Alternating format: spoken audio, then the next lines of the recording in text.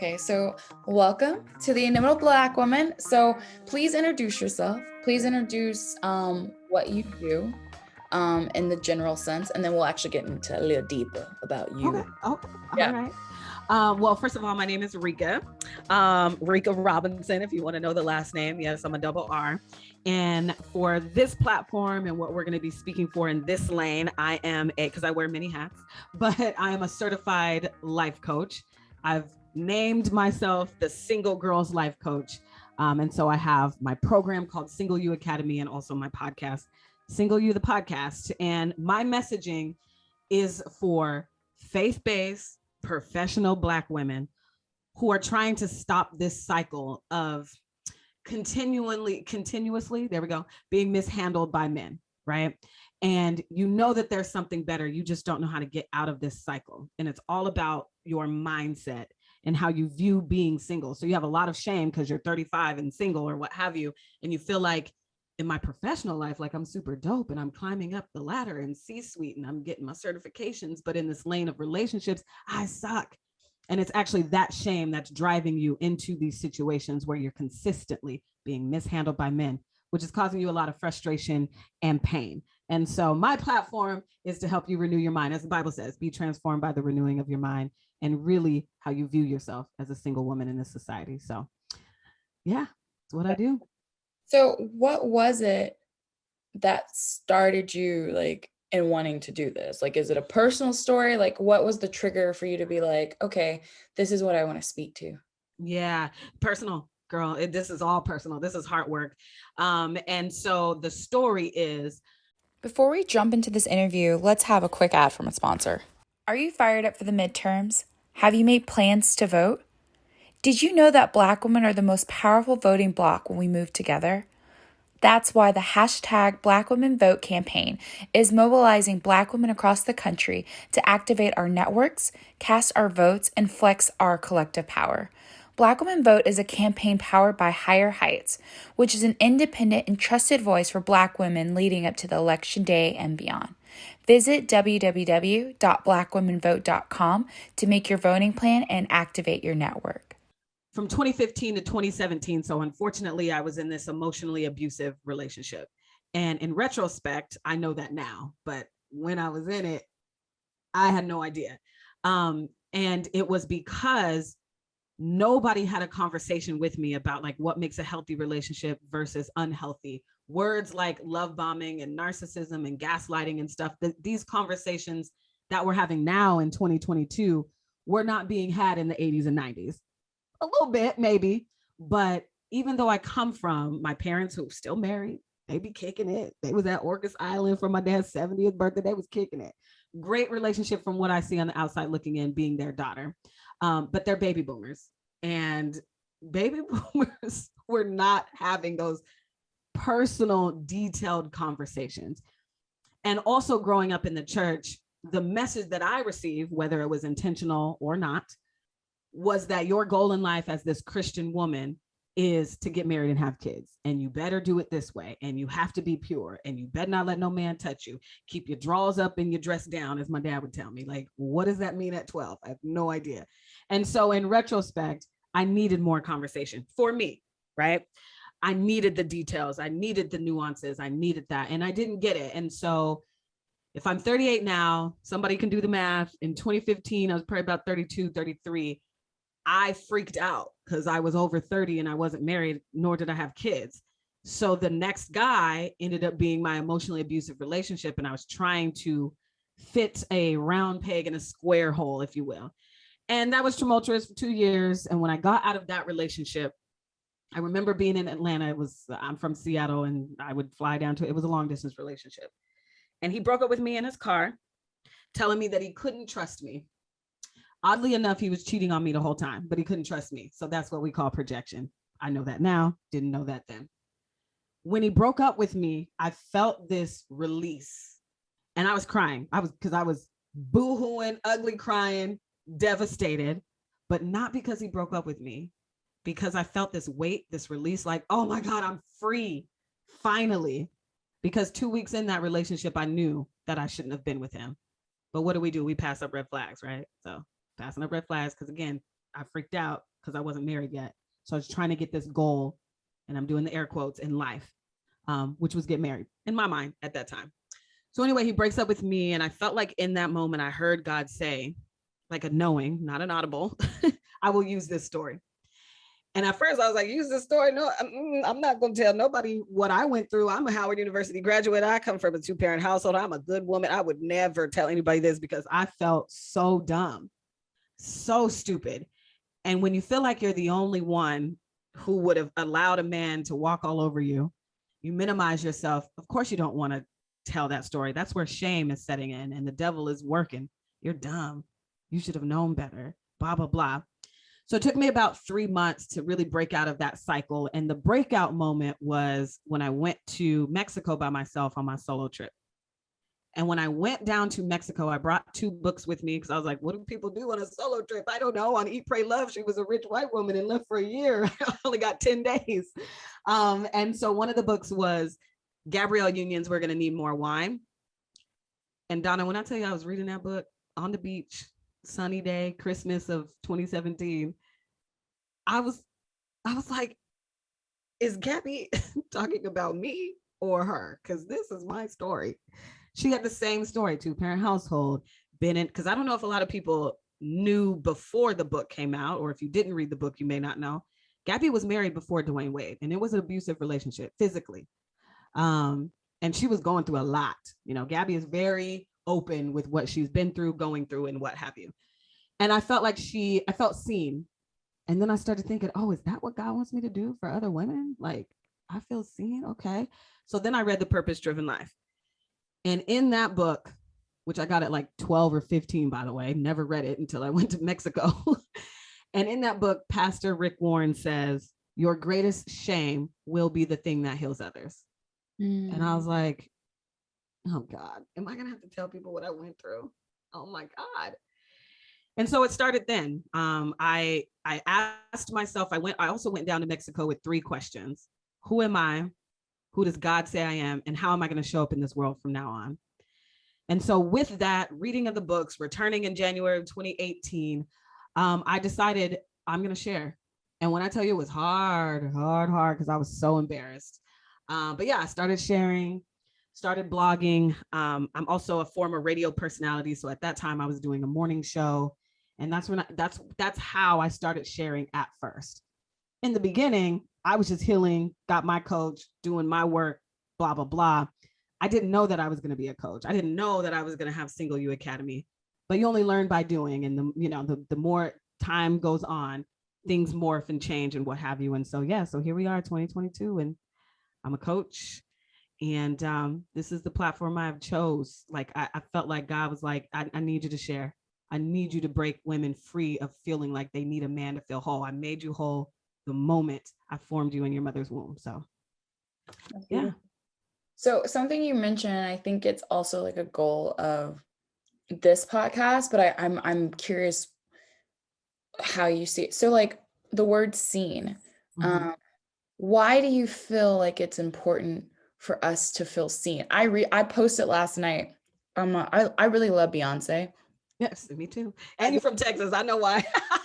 So, but I became a Beyonce fan really when, as a creative, I think for me, when she had like her self-titled album, Beyonce, I really loved just like visually all that. But her Coachella performance is something that I really treasure because it was putting Black culture on like one of the biggest stages, right? Yeah. In front of white people. Yeah. And being unapologetically Black. But there's a moment in it, I remember feeling so excited, that was specifically for Houston, Texas, reminded me when I was 12, it's like Chopped and Screwed music. And she does a part in it where she does a chopped and screwed version of her song. And I remember like watching it live being like, oh my God, this is like when we were in, and it's like, there's something about being seen that's really important. And I would ask you if you could pinpoint what that is or why that's important, do you think you can? Like, could you speak to that? I can try. It's a hard idea to dissect, but like it's interesting. Yeah. But let's do it. Let's go deep. I love it. I believe that feeling seen is important and it's biblical. God asks us to share our burdens with one another in scripture, right? And even though, yes, we're supposed to be in relationship, but I think as humans, we think that's just romantic. No, it's the community, the communion. That's why he does, in a way, want us to go to church, even though Jesus is like, church is not this building and whatever. The church is the body, right? And so if you're in the corner going through whatever you're going through or having your experiences, and somebody else is in another corner going through what they're going through and having their experience, and you never share, how are we supposed to commune? As humans, I believe that's how we connect with each other. Like, oh, you are like me. You know, in sales, they call it, in order to sell something to somebody, they need to know, like, and trust you. So I feel like the same with our community. Like, you and I, if we're going to be friends, if we're going to have this space that we're living together, whatever, in this community, then we're going to have to share with one another, whether it be burdens, joy, music, whatever. So then that way we can feel like, oh, Donna in a way is like me. She may not be like me in all aspects, but she is like me. Now I know, like, and trust her, and then we can help each other out. Mm-hmm. So that's why I feel like being seen. And then for Beyonce to do that piece of music, you're like, and you even said that's when you became an even bigger fan, because you're like, she's like me. What? Beyonce's like me? Like, and for that Coachella performance, I remember it so vividly because I went to Howard, and none of my white friends know that's what I experienced, but now they do, a little bit at least. And it just feels good when what you have gone through, what you've experienced, even the good or bad stuff, when somebody else has gone through it and showcases it, it's like, oh, thank God, I'm not the only one. Because the devil also works in shame. So like I said, when I felt like God said, I'm going to use this story, and I was like, no, you're not. Nope, because I'm the only one who would do this dumb thing for a man, right? Even though, yeah, like logically, I guess it's not true, but who talks about their failures? Nobody, right? So I was like, I'm going to be the girl who talks about my failures, so somebody could feel seen, like, oh, I'm not stupid. And, you know, speaking of shame, I think doing that specifically with things that are dark, that are shameful, that are hard, when you reveal it, it takes the shame off of it. It brings 100%. It brings the light to it. It lets other people who are dealing with what you're dealing with feel open to also share. So like the idea of seeing is so to see yourself reflected back to you, or to see yourself in other things around you, is so important. And I think it's all those things you said and even more, right? Because it's like on the level of culturally being seen, right? Like the Beyonce, like the cultural stuff of being seen, and and then there's like the idea of being seen and the things that hurt us.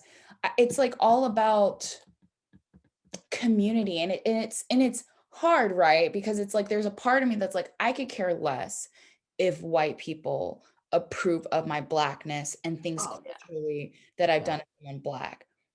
But if I'm being completely honest, there it is important to me and who I am, that I want it to be appreciated by all. I think in it for me, especially just speaking of the Coachella thing with Beyonce, in a way it feeds the ego. Like, yeah, we got ish too. Like, we're cool too. Like, we are the culture. Y'all copy us. Like, this is us. But they don't, like you said, they don't appreciate it. They're not going to display us. They think whatever they're doing in white culture is what the culture is, and this is the standard. But y'all be liking this stuff that we be doing, even if you don't fully understand it.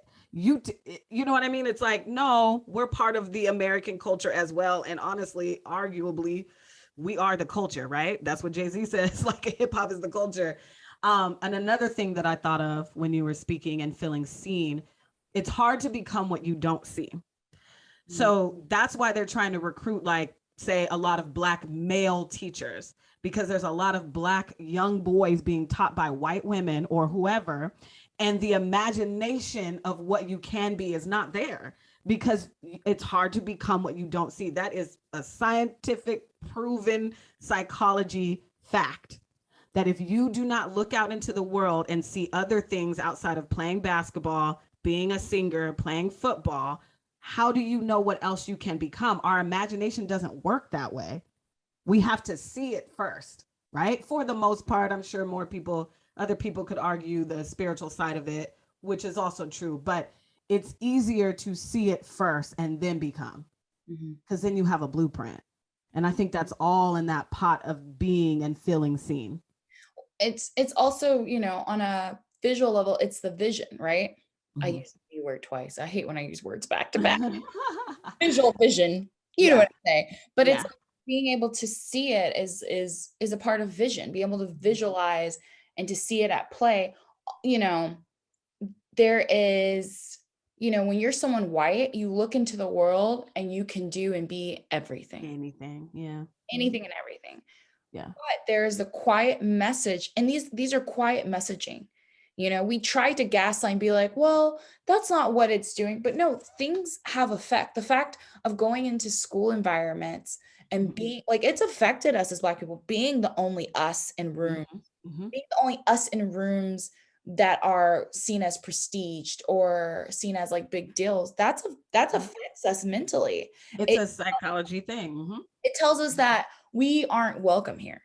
Yeah. It tells us that like we're pushing through something that none of us have done before, and we're around people that haven't welcomed us. So like Yeah. it makes complete sense, like being in school and like looking at teachers. And I mean, we haven't even gotten into the fact that like white people in general, like our teachers are human beings, and sometimes the things that they speak to young Black kids is incorrect. But it's just like that's a whole nother thing. Like we need to see ourselves, one, to like see ourselves in places, but also to be able to speak to culturally what it's like to be us and stuff like that. Yeah. And Yeah. yeah. And even going back to the lane of like relationships and singleness, right? Growing up, I never saw a woman who wasn't with either a man or had kids, right? And that's a good thing. Like I grew up, my parents are still married, my aunts and uncles are still married to the people they were married to when I came out. But everybody was married and or had kids. So at 12, I never saw me, right? I never saw a 38-year-old woman self-actualized, working her job. She's not married and no kids. I never saw that freedom, right? Not to say that marriage is restriction. I don't want people to get caught up on words, but we're dealing in the space of like feeling and being seen, right? So it was hard again for me to visualize a life of happily single when that's all I saw was marriage. And I thought that was the goal. Like, oh, that's just the next step. But I'm going to go to college first and then I'll try to get married, right? It's like we turn 18 and then society's like, okay, what you doing? You either going to college and then getting married or getting married now. Because we don't see us. We don't see the Tracy Ellis Rosses. That didn't exist when I was growing up, or at least I didn't see it at that time, besides Oprah. But she's still got a man. Stedman. So yeah, I am fully aware of what can happen if a 15-year-old sees me right now. And that's not to say I don't want to be married. Having kids is probably, we getting to the end of that, but I can adopt. But yeah, that's not to say that I don't want to be married. I am somebody who deals in the space of like, you could be happily single and still desire a husband. You could be self-actualized and still desire a husband. Because I do think that is something that God wants and has for me. It's not for everybody though. So I'm fully aware that a 15-year-old seeing me at 38 as this woman is like, that could be earth shattering to them and eye opening. No, it's a big deal. I mean, I'm 35, and I've recently decided I might start lying about my age, but I also don't know why. Right, why? I think it's the whole, I just think it's like age and anxiety. And like, I look at pictures of myself like 6 years ago and I'm like, I think I look like the same. Also, like being Black is really weird because we don't really age. Right. Yeah, we don't. So like like we don't, like our faces don't really age like white women. Like that's just the truth. It's just melanin. So it's so the truth. It's right. like I look at pictures of them, I'm like, yeah, I do look exactly the same way I did when I was 28. And so I don't know why I was like, how young? No, I was gonna say, girl, I'm a year and a half away from 40 and I'm so excited. I'm like, if my, you know what I mean? Like, and I get it. And maybe I'm privileged in that way, but I don't have a fear of getting older. I turned 30 and I was like, But I don't think there is, but what I'm saying, not what I'm saying, but what I'm kind of getting at is I feel like it's like this made up fear that has been yeah. in us where like I'm afraid, because the reality is we're not that old. No. Like in the grand scheme of life, we're actually not that old. And there's only so much time you're quote unquote young. Your 20s in a essence is only 10 years. And then for the first, after 25, I remember 25 to 30, you're like, I'm old. Yeah, I know. Right? Like you Like, literally only have a 5-year gap yeah, of like quote unquote young, unless young. like you start going into like teenager where you're still Right. a child. Right. And then that, yeah, they call that age group children. Yep. Mm-hmm. That's wild. Yeah. So it's like all this, it's this weird illusion. And I think you're very right. I think it's like because we haven't seen the images of, like, I look at my mom and her friends, like my mom she's turning 60 this year. And I look at her and her friends, and one of her friends is like 7 or 10 years older than her. And I'm like, I don't know why I'm so afraid, like seeing them and how I feel like they're beautiful and like flourishing and like living their life. Yeah. And married or not. And it's like, what am I like? Why is this weight been put it on me as a person of being so like, oh my God, I don't want to get older. I don't want to get old. But it's like we all get older. And it's not a bad thing. It's not. It's either get older or what's the alternative? You're going to meet your maker. I mean, I want to meet Jesus and I wish he would just come today. But I was saying, I know people that like my father didn't live past 36. Yeah. And I know people who died when we were like 21 or children or things. To grow old is a luxury. It's a privilege, man. We're privileged. It's a luxury. Like people all the time say we want to live to like 100. And it's like, okay, well, you got to live through these years. So it's either it's a blessing or it's not. Or it's not. It can't be both.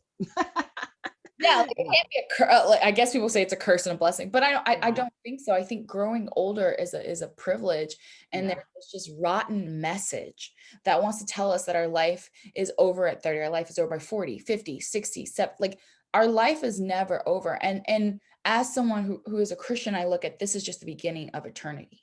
Yeah. And sometimes I think it's not even about over, especially for Black women, because I feel like the messaging of aging a lot and oh my gosh, you're gonna look terrible, that's more of white culture. Because again, we don't really like, you know what I mean? Like look at Tracy Ellis Ross, she's 50, like and she looks my age, like we look the same age. Angela Bassett, look at like Angela Bassett, yeah. We grow older, but it's just not the same as it is. Right, it's not the same. And so for me, I think what people tried to put fear in me about was your life hasn't started yet. Where's your husband? Where are your kids? Like what you're wasting time. You have wasted 38 years of your life and you don't have a MRS degree. Like what is that? You know what I mean? So for me, I felt like that was put on me. Like you haven't even started life. And that happens with us even in the professional world, right? Like if you don't get the executive director job by 40, you're like, oh my gosh, what if I suck? I don't, you know what I mean? Like we're rushing things. And I'm definitely in that mindset now because I just finished The Power of Now by Eckhart Tolle. And it's like really, really embracing the now, which I think Jesus asks us to do too. Like, I think that's a biblical principle that God is like, it's sufficient for the day, bro. Like, are your bills paid? Don't worry about tomorrow. You good. You know, and so like really relish it because this could be my last moment. Right. And so I should enjoy this because tomorrow I may not wake up. We don't know. But when we're in this space, we do think we have forever. We're like, oh, I'm going to be 92. But we actually don't know. So I think that living in the now and stop thinking I'm behind or it's going too fast, right? Like I'm behind or ahead, I guess. But yeah, so I feel like on a lot of single women, they make us feel like we're behind. Yeah. What is something that you feel like is hard for us or the women you speak to intake and like apply to their life? Like what's the hardest thing for us to get? Oh, girl. So many things are running through my mind right now. So more than one. what should I grab out of the air? Okay, can I speak on two things? Let Yeah, me write this down before I forget. Okay, so the first one I think is the women empowerment stuff. I think that a lot of us are actually performing confidence. So, what do I mean by that? You can go to whatever conference, whatever sermon you listen to, have your affirmations posted on Instagram, women empowerment this, and girl, know yourself and know your worth, and sing all the Drake lyrics and the Beyonce lyrics. But then in your actual life, application isn't happening because you have this man who is disrespecting you. You don't know how to set and keep boundaries.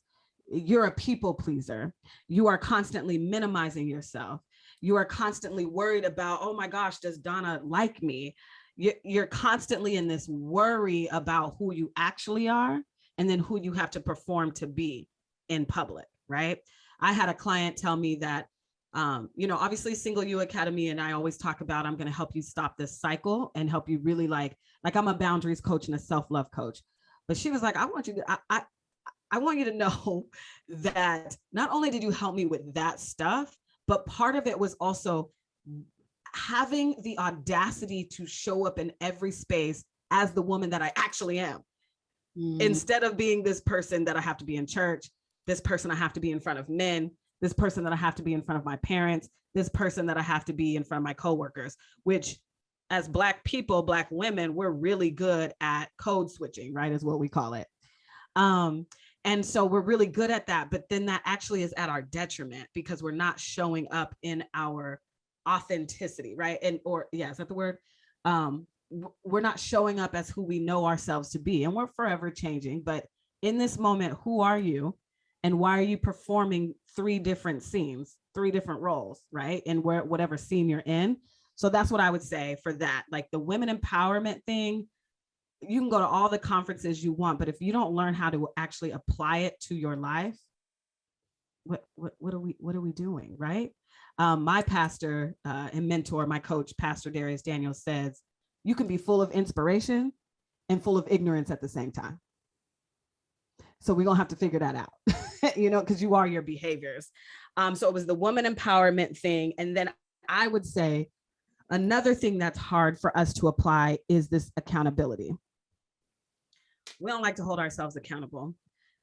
A lot of the things that I see online from women who, are wannabe women empowerment people, or they're just sharing their story, it's a lot of finger pointing at the men. He did this to me. He did that to me. He's this, he's that, which I definitely could have been that woman. But as Maya Angelou says, you teach people how to treat you. So how I was treated is because I fumbled my boundaries. I knew what I wanted, but I settled for him because I looked past him and I was just trying to get this goal. So it didn't matter who the guy was. And they said that relationships, are hard. Married people love to say that, oh, relationships are so hard, but everybody's definition of hard is different. So does hard mean that I have to be the ride or die? What does hard actually mean? And so that's another thing that I think it's hard for us to apply that and take ownership on the choices that we made. That's really good. I mean, I can't disagree with it. I feel like everything is, as someone who is like in this like place of like dealing with like, I struggle with codependency. Yeah. So like I'm in that place of like trying to figure out like boundaries, but also like the desire for a romantic relationship, desire for like connection and stuff. But it's very hard when your mind isn't right to like set the boundaries you need to have so that the men that don't need to be in your life, that waste your time, don't waste your time. So no, I mean, yeah. And it's hard because there's no class on it, right? Like and this is why I created Single You Academy, but it's like, if you want to be a doctor, Donna, you know exactly what you got to do to be a doctor, right? So we deal in this space of like that side of the world, like the professional side, and even finances now with Dave Ramsey. And now we're like, okay, I need to learn how to budget better. But when you're somebody who can say, I know that I'm codependent and I know that I'm bad at boundaries, a lot of us don't really know how to, like, how do I learn how to be better, right? And everybody's journey is going to be different. Some people use therapy, some people use a coach, Some people use therapy and a lot of my clients have a therapist and me at the same time. But the Bible does talk about a wise person has wise counsel. So whatever you do, you're going to need wise counsel. However, whatever that looks like for you, anybody listening who's like, okay, yes, I'm trash at setting boundaries. And now I know that, because knowing is half the battle. Now, how do I change that? You are literally going to have to go on a journey. And mine started in 2017, when I went to Mexico by myself, and literally be transformed by the renewing of your mind. That is a biblical principle that is so true. And I'm a testament of what that looks like once you're transformed.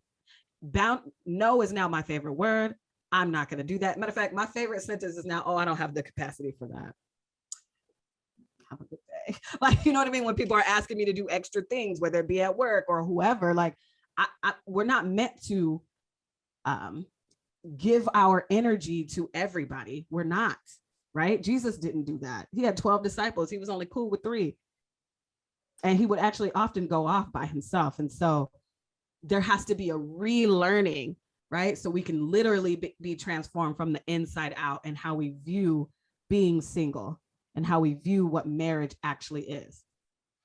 What is something that you feel like in the process of like developing this that you learned about yourself? Oh, that. Oh gosh, so much. So the first thing that I was going to say is that I definitely held marriage on a pedestal, right? Because that's all I knew. And I wanted to be my mom so badly. So I like idolized them, right? So that's number one. Number two, I would say I don't have trust issues. I have do you like me issues. So I've done a lot of work on that space of, okay, so I like this guy. Now let me perform and make sure he likes me, because I need him to like me, right? So let me minimize myself and let me become like I used to ask him, so what do you want in a woman? And then I would try to become her, knowing that I don't like to cook. Why am I saying, now I'm Reka pretty much 24/7. Not to say that there aren't moments, especially when you're tired or, I've been abstinent for 3 years, and I was just telling my friend, it is getting harder. It's not, because the first 3 years was easy, but now I'm like, dang, I ain't been touched by a man in a minute. Oh, Lord Jesus. So now I feel like I'm going to have more work that I'm going to have to do to make sure. And I'm not into purity culture. I'm not in to shame anybody for having sex before marriage. Obviously I did. I wouldn't even say that I'm technically waiting till marriage right now. I would just say I decided I'm really going to heal myself, and until I heal all of the shame that I have around sex, I ain't having sex. But yeah, so those are I would say those two things. Definitely, I had to hold myself accountable and learn. That is the reason why I was executing poorly in the relationships that I had, and that is the reason why I was fumbling a lot of boundaries. That's fascinating. So what is something that you think people get wrong about you? Get wrong? I would say that I am, can I say two things? Yeah. So I'm thinking about the time when I graduated from Howard University, shout out HU. And I'm from Seattle. So going from Seattle, and then they just drop you off in DC, right? From Washington to Washington. And I had never grown up with a sea of Black people. And when I was there, after people would get to know me, they'd be like, oh, I thought you was gonna be stuck up. Oh, like you actually cool. Woo, woo, woo. So there's that. I think a lot of people think I'm very standoffish. Plus I'm an introvert, believe it or not. Probably more of an ambivert, but introvert. And if I'm not comfortable around people, I do get quiet. So I will say that. And then number two is what I'm dealing with right now in my dating spaces is a lot of men. And I've literally been told this, you have it too together. Oh, you're too much. Oh, I literally just posted this on my Instagram story because it was a text thread with my friend. And I said, the need for Black men to feel like they have to be perfect to date me is getting exhausting. I'm exhausted. Y'all are exhausted. Seriously, Donna. I see you looking at me, Donna. I'm serious.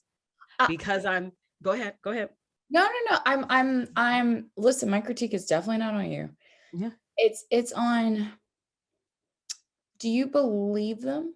Do you think it's they think they need to be perfect, or they want to be in a situation where they don't have to be perfect? Seemingly. No, I think, yeah. So from what I'm gathering in the data collection of like what men are telling me, right, is because I own my own house, finances were in order. Now I'm a little bit of debt that I need to climb out of. I'm getting another certification. I mean, some of these gurus who will remain nameless on social media will tell you, oh, the more degrees you get, the less likely you'll get married because that's masculine energy. But what I've literally heard is, you have it two together, I need to go get myself together. Another guy told me, I want to be a asset to you and not a liability. Let me go like fix what I got going on over here. Woo, woo, woo. And I've never said that you have to make six figures. I'm not that girl. I'm not like, you need to be flying me out to Tulum every 2 weeks, or what. I don't feel like I have that energy. And I've asked my male cousins so many times, and my male cousins will say that's just a cop out. They're just not, they don't feel like they will be able to provide for you. And they are operating in the space of patriarchy still. They think they have to be like, everything has to be lined up before they date a woman like you. So they'll get somebody who doesn't have it as together as you. And Donna, I don't even think I have it together. I mean, I do, but I don't. You know, I know that I'm not perfect. Mm-hmm. And so that has been interesting dealing with that over the last couple of years. That makes me want to spit. It's upsetting. Yeah. It's upsetting because I'm like, are you lying or are you telling the truth? Right. And you won't know. I won't know. I won't ever know. And that's okay. Yeah. You know what? You're right. And the end is okay, because you can't force somebody. You know what I'm saying? You don't want to. You don't want that type of like energy from the beginning of like making them. I just hate it. I think I hate it because I guess in my head, it makes me think like, if a woman wants companionship, she has to be a mess. Or stupid, or not want to progress in life on her own. I'm supposed to just be this damsel in distress. Yeah, it's really weird to me. Yeah. But if you look at, right, because people love to tell you that that's the norm and that is what it is. So you better try to adjust. But if you look at just using Michelle Obama and Barack Obama as an example, look how dope Michelle was. And Barack was like, I'm with that. Can we do that? I mean, even what's his name? The actor, this is a white actor, Clooney, I think his name is. Look at his wife, all them degrees and stuff. So it's true for some, not true for others. So I just need to find the man that's suitable for me. And I used to sadden me, make me feel like I was too much. And again, that's when I was in those spaces of minimizing myself and trying to act like I wasn't dope. Now it's just like, if you're not suitable for me, then just say that. Like, okay, bye, next, so like blaming you for the reason of like the non-commitment. Right. 100%. Yeah. I don't like that. Me neither. Okay. So we're going to kind of wrap this up. So I want you to tell, you kind of in the beginning, but where can people come and find you? And the resources if they want coaching from you, and just to follow your podcast. Absolutely. Yeah. So I am on Instagram and TikTok heavy. And I will say there is a fake imposter of me. So if you do follow me, that means you're famous. Girl, I'm like, where's my blue check? Instagram said I still can't get it. But so if you do follow me, they probably will message you and ask to do a reading. I don't do readings. Don't pay nobody for a reading that is acting like they're me. That's not my lane. I am not that kind of coach. But anyway, so on Instagram, I am just me, Reka, and that's Reka. And on TikTok, the same name. And then, my podcast, this is where we're having these conversations, right? And maneuvering the space of dating as a professional woman. And boundaries, like I harbor on boundaries, man, and self-love. Like that's my lane. So Single You, the podcast, would be where every week, every Thursday, I drop a new episode. And then also Single You Academy, and singleyouacademy.com is my website. Blogs up there, information about the program. If you're looking to hire a coach, that would be where to go for sure. Okay, kind of last question. I know it was the last question, but kind of last. If you had the attention of the entire world, what would you say? You are worthy regardless of your relationship status. That works.